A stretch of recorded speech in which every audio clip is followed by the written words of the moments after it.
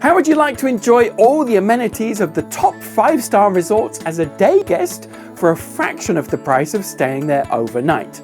Stay tuned and we'll show you how. Also coming up in this episode of the Travel Pro Show, a report from the lovely island of Malta, and you won't believe my shocking discovery about British Airways. I'm Andrew Locke, and this is the show that shares the secrets to smarter travel.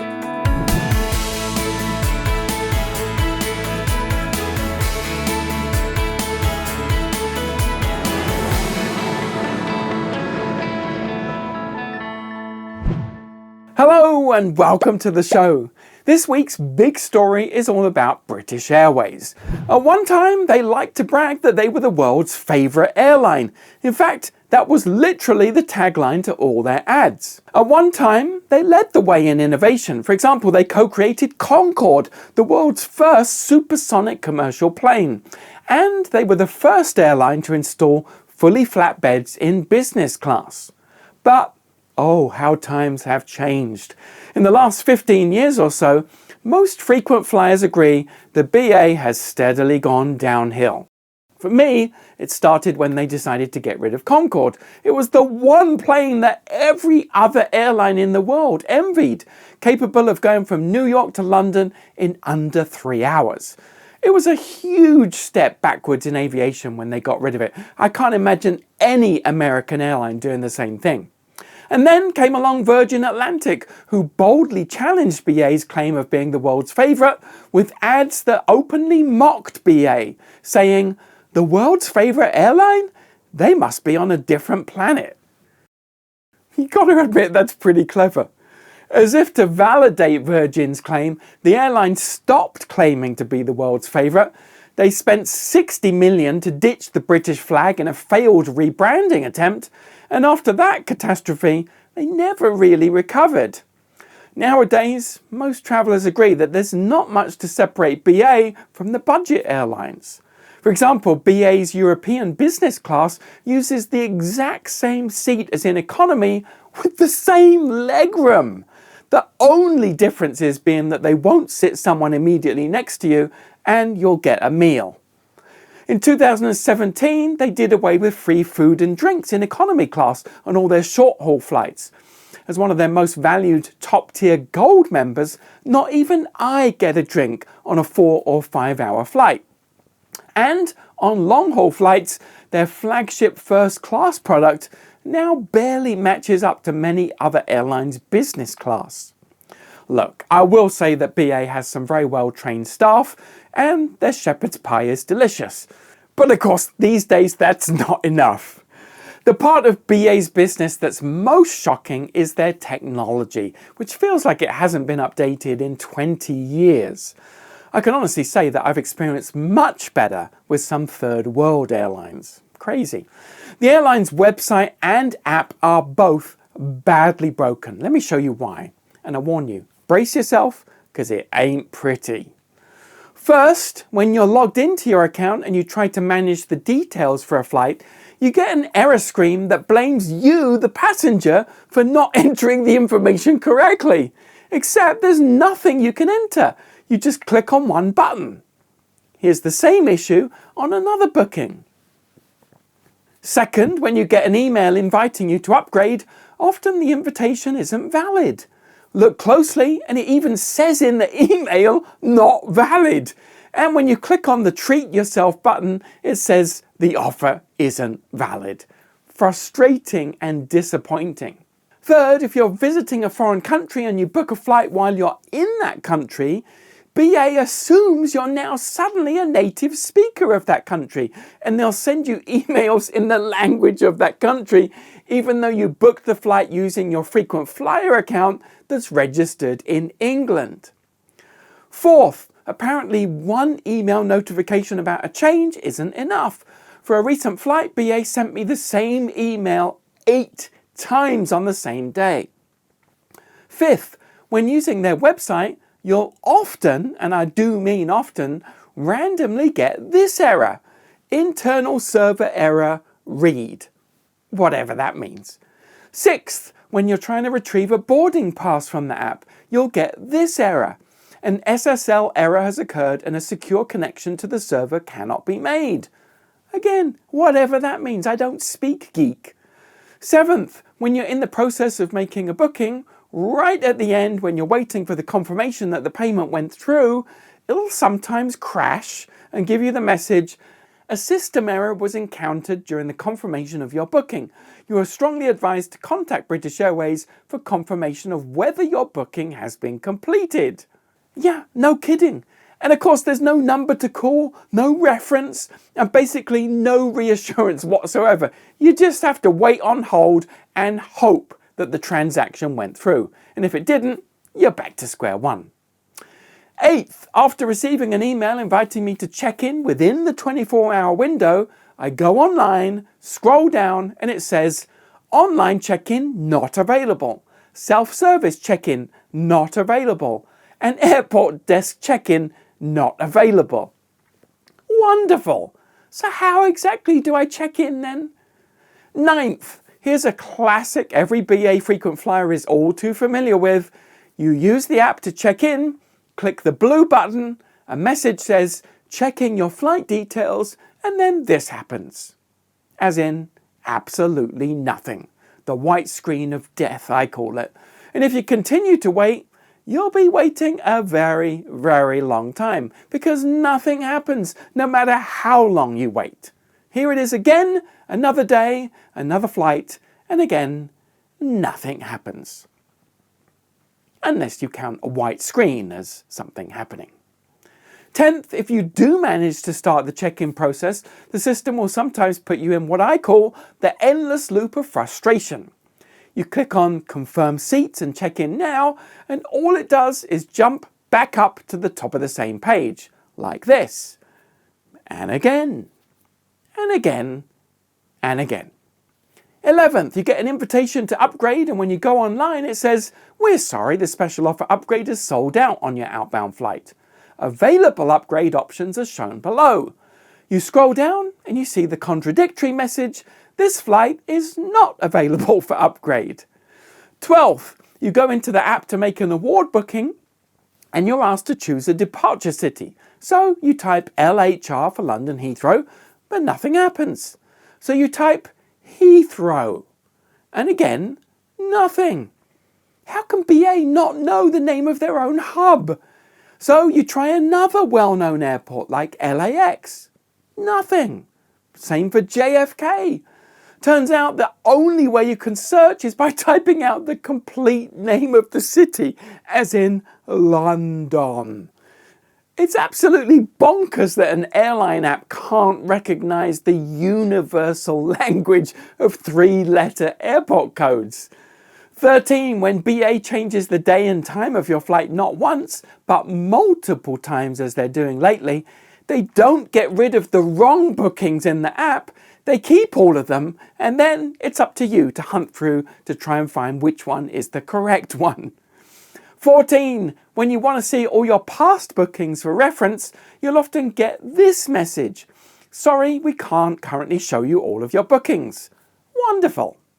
15, can you imagine how frustrating it is to be logged into the app and then their system asks you to log in again, which you do only to see this message, the login details of your account are no longer valid. Please log in using the correct details.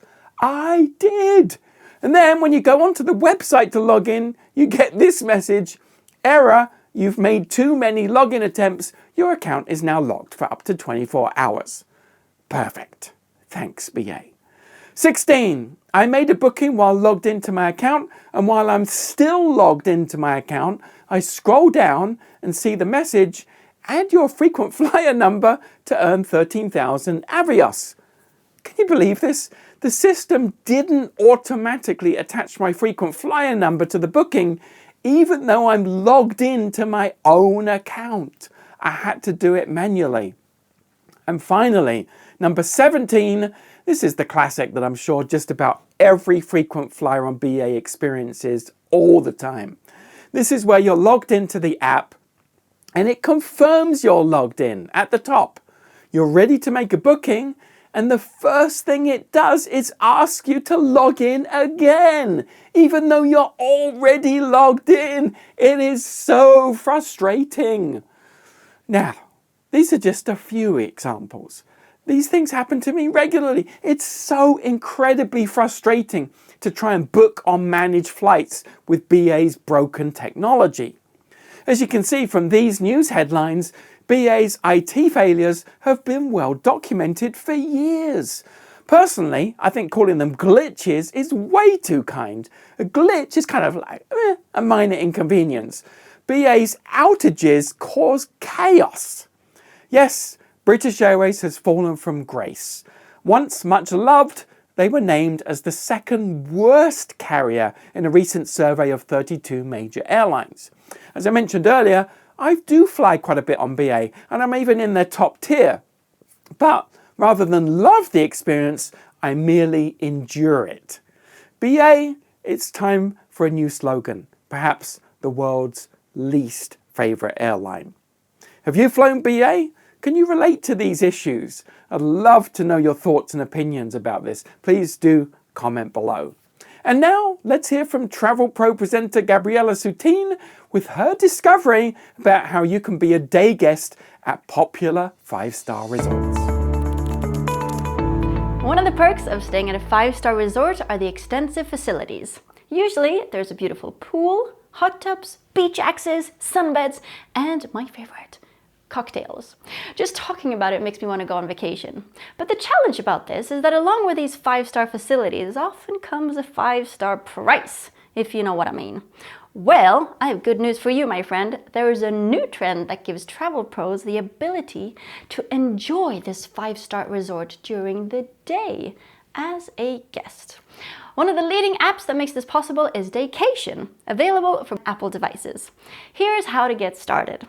After you've downloaded and installed the app, when you open it, you can browse popular places along the top, including Florida, California, New York, Bahamas, Texas, Arizona, and Mexico.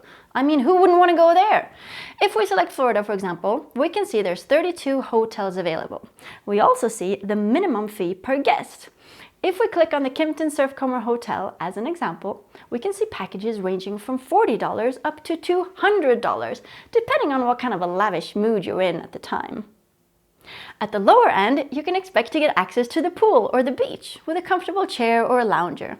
And at the higher end, amenities often include your own private cabana, access to the gym or the spa, and possibly even a bottle of champagne, or as we say in Sweden, champagne. For more information about a resort, scroll down further and you can see the opening hours as well as the reviews. When you're ready to book, just click the Book Your Daycation button at the bottom and you'll be prompted to create an account. After that, you can choose the date and confirm the package along with the number of people in your party. Party being the operative word. Daycation is super easy to use and it's also fast and efficient. Within a few minutes, you can be on your way to spend a day at a beautiful 5-star luxury resort. You know where to find me next week. Check out Daycation. Let me know in the comments if you already use it or if you have any other app that you love, because I would love to hear about it too. That's all for me. Back to you, Andrew. Thank you, Gabriella. If you're enjoying this episode so far, please consider becoming a subscriber so you can continue to enjoy these episodes.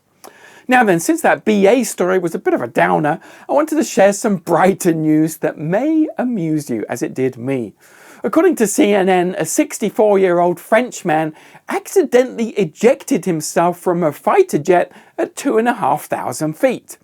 Apparently, the man's co-workers had decided to treat him with a surprise flight on the jet, but it turned out the man had no desire to fly in a fighter jet, and he also had no previous military aviation experience. However, not wanting to disappoint his pals, he went through with it, but got so stressed on the plane, he accidentally grabbed the ejector seat button in a panic and instantly got launched out of the cockpit several hundred feet above the plane, before parachuting safely back to the ground. Thankfully, the pilot did manage to land the plane safely too, and the two were reunited back on the ground, where the passenger apologized for causing $400,000 of damage. Oops.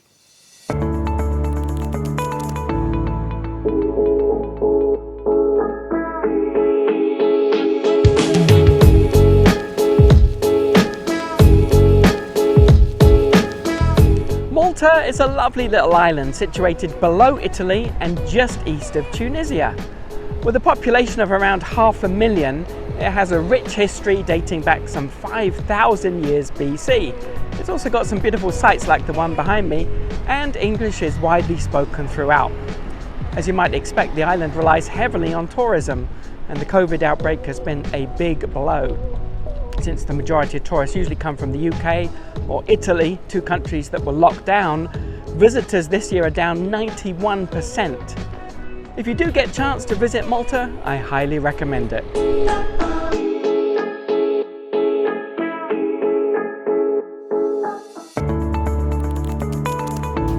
Well, we'd love to hear your opinion and feedback about any aspect of the show, including your thoughts about British Airways' broken technology. Really, really bad situation.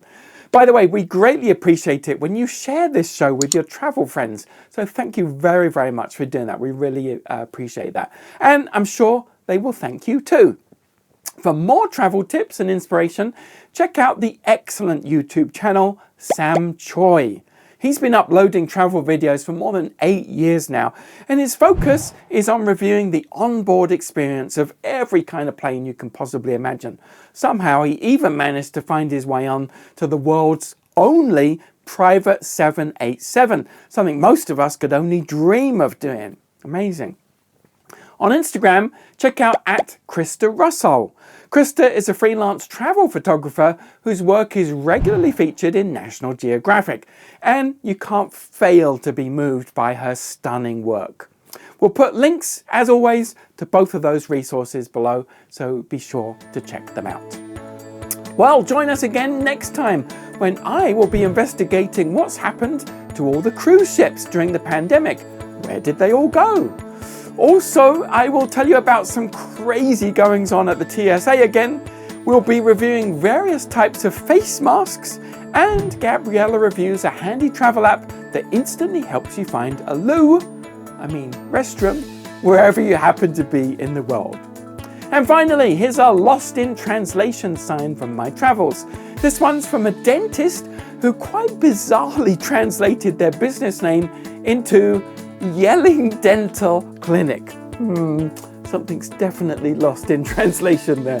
Please continue to check out our other videos, and we'll see you on the next episode.